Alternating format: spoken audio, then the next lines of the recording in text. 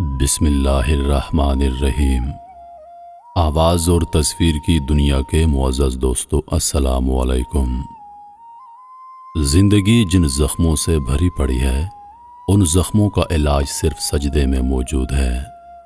جس کی امیدیں اللہ کے ساتھ ہوں وہ ناکام نہیں ہوتا، ناکام وہ ہوتا ہے جس کی امیدیں دنیا سے وابستہ ہوں۔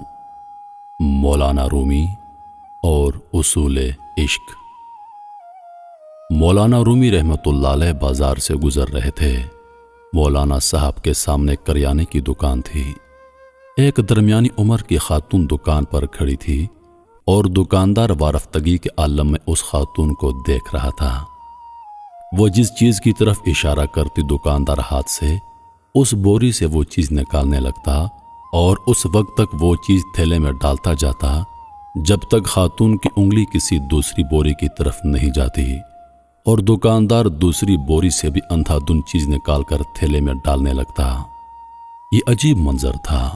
دکاندار وارفتگی کے ساتھ گاہک کو دیکھ رہا تھا اور گاہک انگلی کے اشارے سے دکاندار کو پوری دکان میں گھما رہا تھا، اور دکاندار الادین کے جن کی طرح چپ چاپ اس کے حکم پر عمل کر رہا تھا۔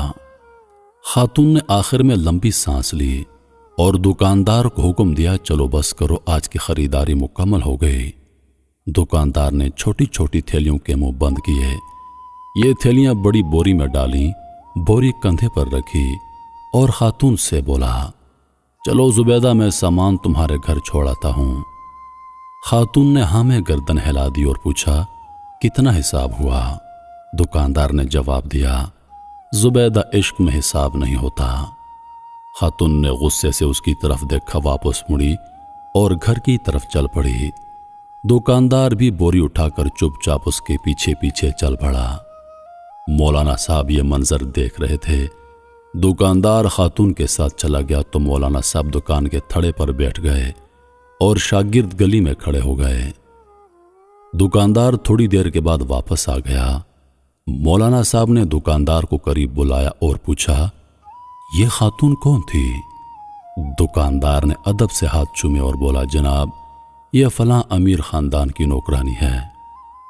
مولانا صاحب نے پوچھا، تم نے اس سے بغیر تولے سامان باندھ دیا، پھر اس سے رقم بھی نہیں لی، کیوں؟